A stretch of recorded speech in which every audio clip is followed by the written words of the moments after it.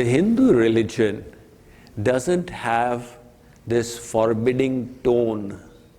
You do this or you will go to hell. You do this and you will go to heaven. The Hindu religion just makes you aware of the consequences of actions.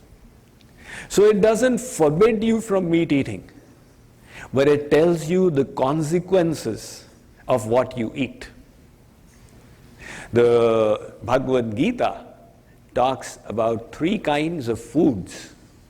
There are foods in the mode of goodness, foods in the mode of passion, and foods in the mode of ignorance.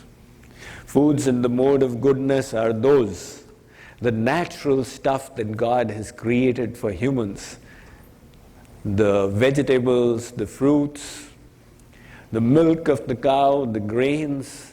When you eat these, your body becomes healthy, your mind becomes calm and peaceful, and your inner being becomes conducive to enlightenment.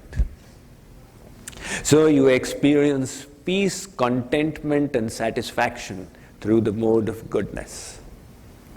And then these same foods, when they are cooked with the idea of gratifying the palate, in other words, too much of chilies, too much of salt, too much of sugar, too hot, too cold, extreme.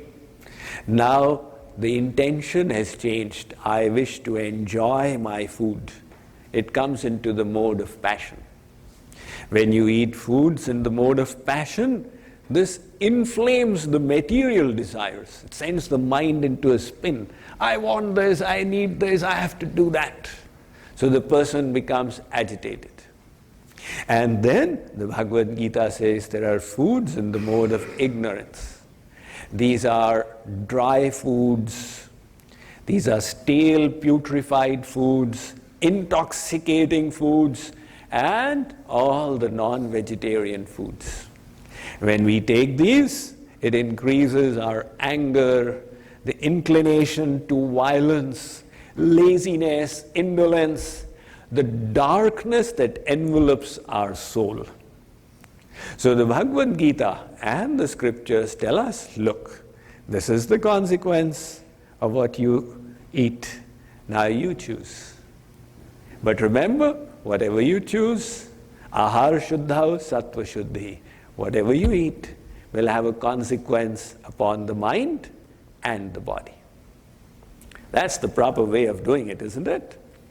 Now, interestingly, many people are unaware, but the early Christians were vegetarians.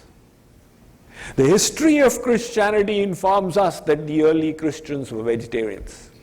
When Christianity first spread into the Roman Empire, if a Christian was caught, they would take meat and push it down their throat just to annoy them.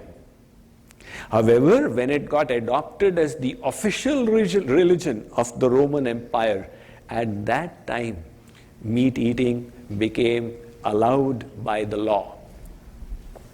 Yet, noble thinkers, even in the Western world, have naturally gravitated to vegetarianism.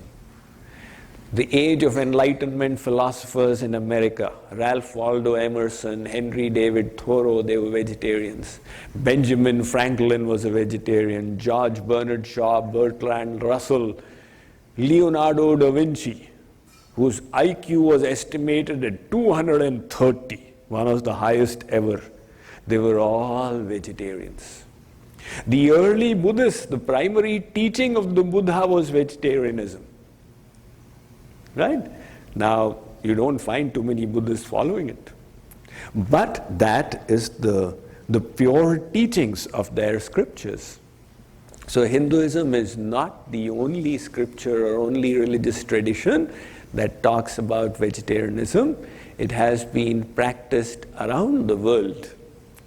And slowly, slowly, the Western world is also coming to this realization that, wow, vegetarianism is such a boon, and they are linking it to good health. It's a medical fact that meat eaters have a 200% chance of catching cancer compared to non-meat eaters. And why is that? Meat putrefies so rapidly. So it needs to be expelled quickly. That is why the carnivorous animals have very small intestines. It comes in and quickly it goes out. The human intestines are 10 times the body length.